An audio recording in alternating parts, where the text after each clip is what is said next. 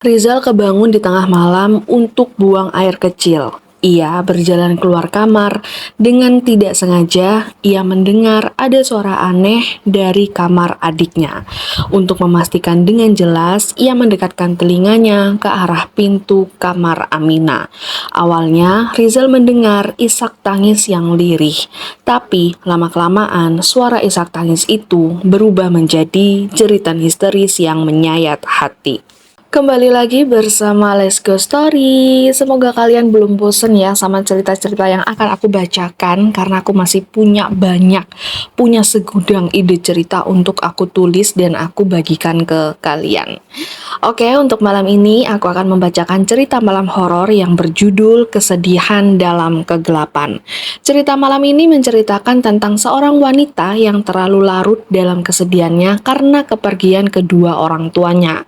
Tapi di tengah kesedihan itu, wanita muda itu malah mendapatkan sosok yang ingin menetap di dalam tubuhnya. Daripada penasaran, langsung tonton aja sampai habis. Waktu seolah berhenti berputar yang terasa di sebuah rumah sederhana yang ada di tengah kota. Suasana di dalam rumah itu terasa begitu berat, lembab, dan tersisa bau dupa yang terbakar. Baunya itu sebenarnya sudah hilang beberapa bulan yang lalu, tapi entah kenapa sampai pada saat itu aromanya masih menempel erat di hidung sang penghuninya. Di rumah itu tinggallah kakak beradik yang masih menyisakan kesedihannya. Amina adalah wanita yang dulunya penuh tawa dan ia tumbuh menjadi wanita yang periang, tapi kini setelah tragedi kecelakaan maut yang merenggut nyawa kedua orang tuanya, diri Amina terasa seperti cangkang yang kosong. Dunianya terasa begitu runtuh dan ia tidak hanya kehilangan kedua orang tuanya, tapi ia juga kehilangan belahan jiwa yang sangat ia cintai. Setelah kepergian orang tuanya, hampir setiap hari Aminah hanya duduk di kursi goyang milik almarhumah ibunya. Kursi itu berada di sudut ruang tamu yang remang. Aminah melakukan apa yang selalu ibunya lakukan, duduk di sana sambil menatap kosong ke arah dinding yang catnya mulai pudar. Hari-hari Aminah hanya duduk di sana. Ia tidak mau makan jika tidak dipaksa dan tidak bakal mandi kalau tidak diingatkan. Pikirannya terus melayang, merasakan kehilangan dan kesedihan yang tak berujung. Aminah juga merasakan kenangan pahit serta penyesalan yang hebat.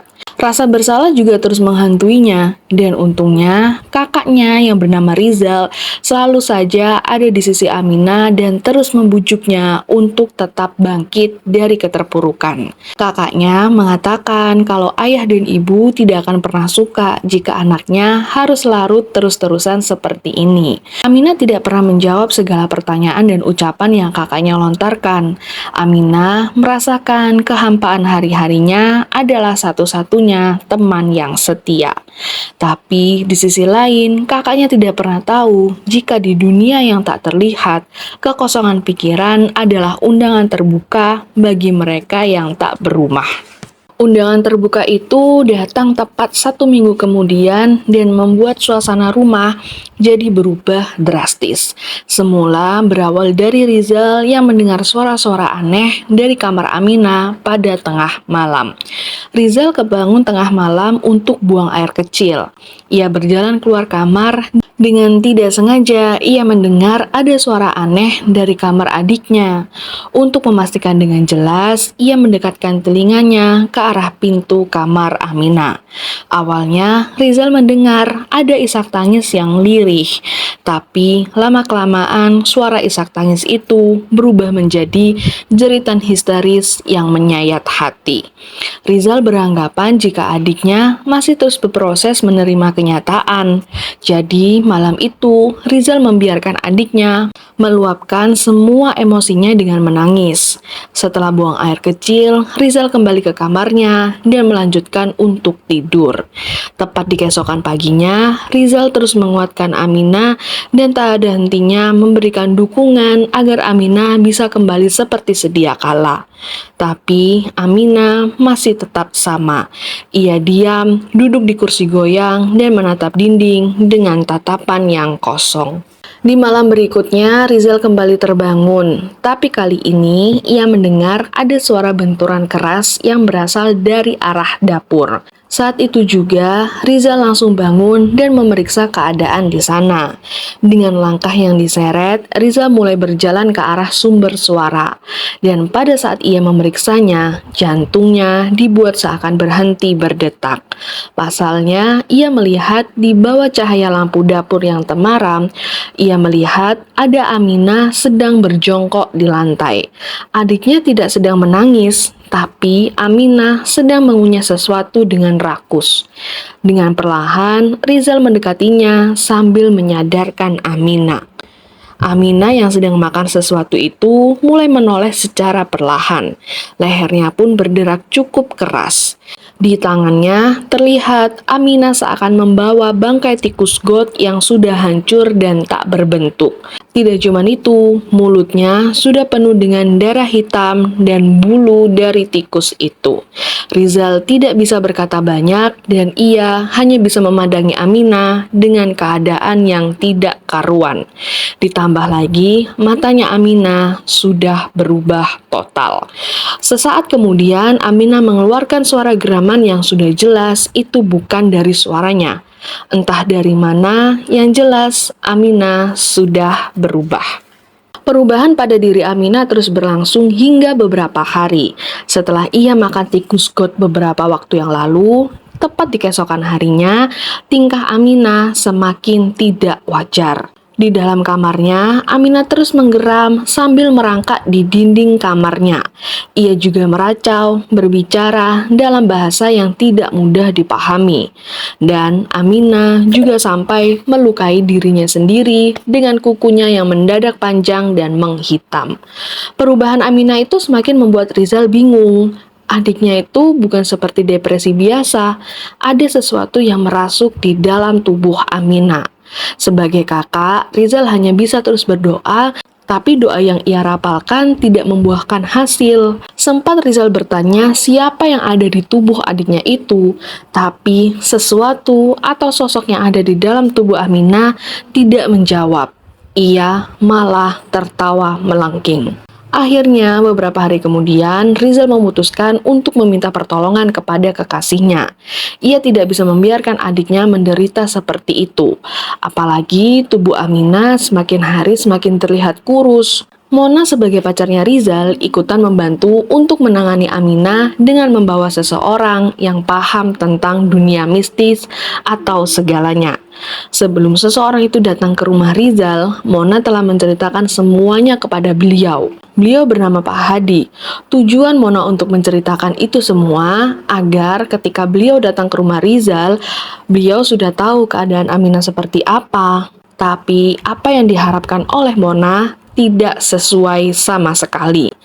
Pak Hadi hanya terdiam sejenak sebelum masuk ke dalam rumah Rizal. Dan Mona ikut kaget dengan kebingungan. Loh, kenapa Pak? Ada masalah? Kenapa nggak langsung masuk aja? Pak Hadi tidak menjawab pertanyaan Mona. Beliau tetap terdiam sampai akhirnya Pak Hadi membalikan badan, menjauhi rumah Rizal, dan beliau membakar kemenyan. Mona dan Rizal hanya saling beradu tatap. Mereka saling menyimpan pertanyaan banyak di pikirannya. Mereka tidak berani bertanya terlalu banyak dan tetap membiarkan Pak Hadi melakukan apa yang seharusnya beliau lakukan. Sesaat kemudian Pak Hadi mulai berbicara. Rumah ini sudah menjadi wadah pembuangan. Rizal hanya mengerutkan dahi kebingungan dan membiarkan Pak Hadi melanjutkan perkataannya. Ada seseorang yang tidak bertanggung jawab telah melakukan ritual buang sial atau membuang sosok yang menempel padanya secara sembarangan di lingkungan ini. Ditambah lagi, adik kalian sedang berduka terlalu dalam hingga membuat pikirannya kosong. Hal itu semakin membuat sosok buangan tadi merasa punya tuan baru, bahkan sosok itu hampir menguasai penuh tubuh adik kalian. Mendengar penuturan dari Pak Hadi, hati Rizal mendadak merasa bergetar, sedih, dan bercampur atas rasa tidak terimanya. Aminah tidak berhak mendapatkan sesuatu yang menyedihkan itu. Cukup kehilangan kedua orang tuanya. Mona yang terus berada di samping Rizal, terus menguatkan kekasihnya dan mempercayakan semuanya kepada Pak Hadi. Jadi, tidak perlu menunggu lama, mereka semua masuk ke dalam rumah. Setelah Pak Hadi masuk dan menyusuri rumah Rizal, Pak Hadi seakan mengamati dari setiap sudut ruangan, terutama di kursi goyang dan di kamar Aminah. Pak Hadi juga sempat melihat kondisi Aminah yang sangat memprihatinkan. Rizal dan Mona melihat Aminah dalam keadaan normal, hanya saja ia terdiam di ranjang tempat tidurnya. Tapi pemandangan itu tidak berlaku pada Pak Hadi. Beliau melihat Aminah sudah dikelilingi oleh sosok setengah manusia, setengah hewan yang menyerupai kera dengan tubuh tinggi serta bulu lebat di area wajahnya. Beliau juga sempat berkomunikasi dengan sosok itu, tapi sepertinya Pak Hadi tetap harus melakukan ritual pengusiran. Melihat sosok yang bersama Aminah jauh dari dugaan Pak Hadi, beliau memutuskan tidak melakukan pembersihan pada hari itu juga. Pak Hadi akan melakukannya tepat di malam Jumat Kliwon. Rizal dan Mona tidak banyak bertanya lagi. Mereka hanya benar-benar mengikuti semua arahan dari Pak Hadi. Maka tepat 2 hari kemudian Pak Hadi akan kembali ke rumah itu. Dan malam ini Pak Hadi memutuskan untuk pulang. Sedangkan Mona memutuskan untuk menemani Rizal bermalam di sana. Malam itu keadaan rumah kembali mengalami gangguan yang mengerikan. Malam itu Mona dan Rizal memilih untuk tidur di ruang tamu supaya jika terjadi sesuatu dengan Aminah, mereka bisa segera sigap. Dan benar saja, tepat di tengah malam saat Mona dan Rizal sudah tidur dengan pulas, Mona mendadak mendengar ada suara benturan yang cukup keras dari kamar Aminah. Mona yang sedang berusaha menyadarkan dirinya terus mendengarkan suara benturan yang cukup keras itu.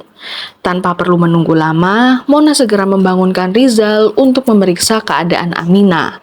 Mereka segera beranjak lalu membuka kamar Aminah. Di sana, mereka sangat terkejut karena suara benturan itu berasal dari kepala Aminah yang ia benturkan ke dinding kamarnya. Mona dan Rizal langsung buru-buru menarik Aminah dan melihat kepala Aminah sudah berlumuran darah. Rizal mencoba menyadarkan Aminah dengan memanggil namanya berulang kali. Sedangkan Mona memegangi tangan Aminah sambil membacakan beberapa doa. Tapi bukannya Aminah tersadar, ia malah meronta dan menepis tangan Mona serta tangan kakaknya sendiri. Aminah kembali meraung, mengeram, lalu ia mengatakan sesuatu. "Jangan ganggu anak ini. Dia sudah menjadi milikku." Suara itu terdengar cukup berat dan sudah jelas itu bukan Aminah. Rizal yang mendengar itu terus membantah ucapan dari sosok itu. Rizal kembali berhasil meraih tubuh Aminah dan kembali membacakan doa. Mona juga ikutan membaca doa dengan keras dan lantang dan secara berulang. Tak berselang beberapa lama, Aminah jatuh pingsan di pangkuan kakaknya.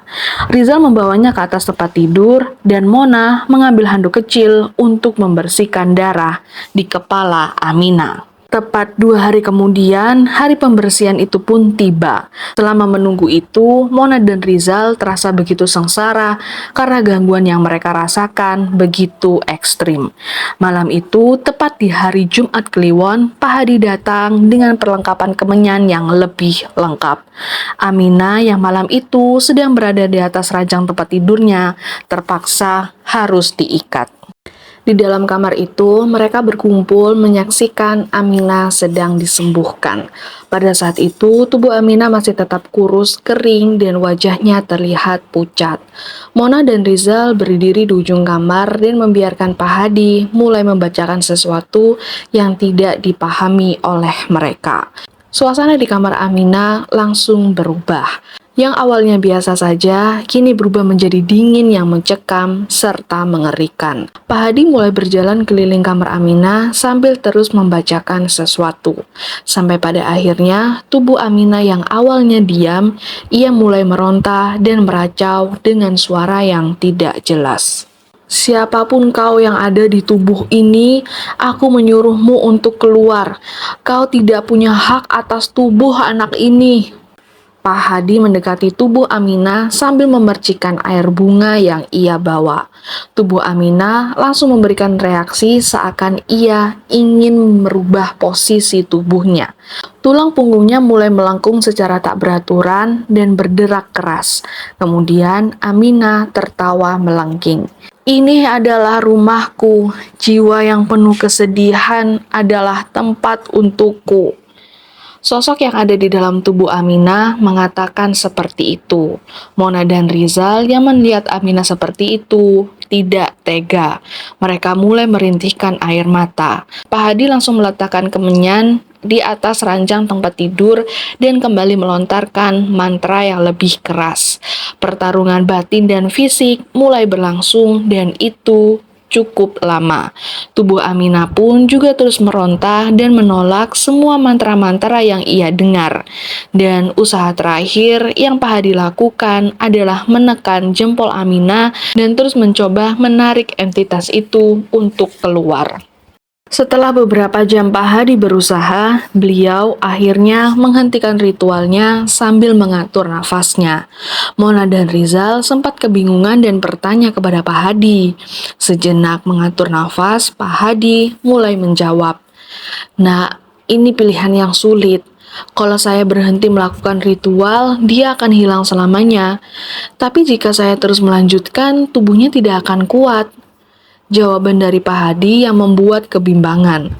Jawaban beliau juga berdasarkan penglihatannya yang ternyata sosok itu sudah terlalu dalam menetap di tubuh Aminah. Aminah yang kosong dan sosok itu tidak memiliki tuan yang membuatnya ingin memiliki tubuh Aminah sepenuhnya. Rizal yang mendengarkan penuturan dari Pak Hadi mulai teriak histeris. Ia mengatakan pada Pak Hadi agar bisa menyelamatkan Aminah bagaimanapun caranya. Pak Hadi hanya terdiam dan menghela nafas panjangnya, lalu kembali menghentakkan doa serta mantra yang kali ini sampai membuat seluruh rumah bergetar. Di tengah-tengah itu, saat Pak Hadi melihat ada bayangan hitam, beliau langsung menarik secara paksa. Kekuatan Pak Hadi kembali beradu dengan bayangan sosok itu hingga akhirnya terdengar suara ledakan yang sangat memekakan telinga. Ledakan hebat itu juga dibarengi dengan Aminah yang memekik panjang dengan penuh rasa sakit yang tidak terbayangkan. Dan kemudian semuanya lenyap begitu saja. Tubuh Aminah terkulai lemas di atas kasur. Bayangan hitam tadi ikutan lenyap menguap di udara, lalu berubah menjadi asap yang berbau busuk. Rizal dan Mona segera menghampiri Aminah yang sempat tersadar. Untuk sesaat, warna matanya sudah kembali normal. Ia menatap Rizal dengan tatapan yang sangat jernih dan penuh kedamaian yang sudah lama menghilang. "Kak Rizal, Kak Mona, maafin Aminah ya, tapi Aminah harus pergi," ucap Aminah dengan lirih. Isak tangis Mona dan Rizal semakin kencang dan setelah kata-kata itu terucap, Aminah akhirnya menghembuskan nafas terakhirnya. Aminah telah kalah dengan pertarungan dua dunia. Ia meninggalkan kakaknya serta rumah itu dalam keheningan yang lebih mencekam dari sebelumnya. Sementara dengan keadaan Pak Hadi, kini beliau hanya terduduk lemas. Ia berhasil mengusir sosok itu, tapi ia gagal menyelamatkan Aminah. Dari itu semua, Pak Hadi hanya bisa berpesan kepada Mona dan Rizal atau semuanya bahwa kesedihan yang terlalu mendalam adalah sebuah lubang hitam yang tidak hanya menelan diri sendiri, tapi juga mengundang hal-hal yang lebih mengerikan untuk tenggelam bersama. Yang namanya terlalu tuh emang nggak baik ya, dan kita harus mulai belajar lebih ikhlas, jangan sampai menyakiti diri sendiri sampai membuat makhluk lain itu menginginkan jiwa kita yang kosong. Menurut kalian gimana sama cerita kali ini? Coba komen di bawah. Oke, sekian cerita malam horor kali ini. Bantu buat like, komen, dan subscribe. Juga jangan lupa buat nyalakan notifikasi lonceng biar kalian tahu kalau aku punya cerita baru. Sampai ketemu di cerita berikutnya. Bye-bye.